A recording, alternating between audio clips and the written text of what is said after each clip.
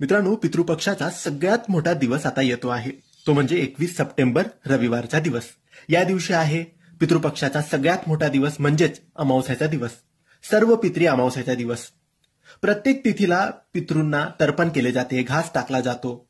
परंतु तिथी चुकली असेल किंवा तिथी माहित नसेल तर सर्व पितरी असते, म्हणजे सर्व पित्रांचीही अमावस्या असते। आणि या दिवशी सर्व पित्र, काका, बाबा, आजी, आजोबा जेही असतील ते येतात, घास खातात आणि आशीर्वाद देतात। जर ते रुष्ट झाले तर पितृदोष सुद्धा लावून जातात।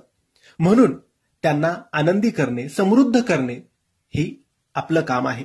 म्हणून मित्रांनो, 21 सप्टेंबर रविवारच्या दिवशी सर्व पितरी अमावस्या आहे। या दिवशी तुम्ही तुमच्या पद्धतीने तुम्ही जसंही दरवर्षी करत असाल त्याप्रमाणेच तुम्ही श्राद्ध करावं, पण त्यासोबत तुम्ही हे 4 नैवेद्य नक्की काढावेत।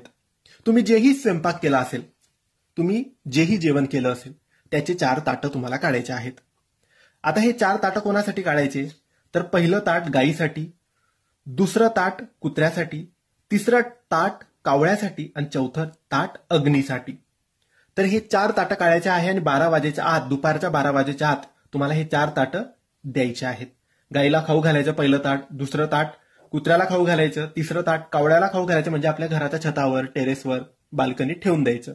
आणि शेवटचं चौथं ताट आहे ते व्यवस्थित मिक्स करायचं, तोडायचं, चुरायचं, त्याचा एक गोळा बनवायचा आणि आगीत टाकायचा। आणि आगीत टाकताना आपल्या पितरांचे नाव घ्यायचे आणि प्रत्येक गायीला देताना, कुत्र्याला देताना, कावळ्याला देताना किंवा आगीत टाकताना आपल्या सर्व पितरांचे नाव घ्यायचे।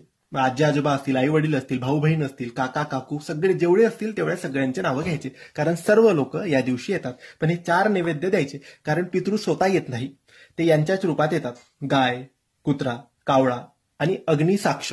तर या 4 नैवेद्य ह्या 4 तुम्हाला द्यायचे आहेत। नक्की द्या, तुमच्यावर सुद्धा कृपा होईल। धन्यवाद।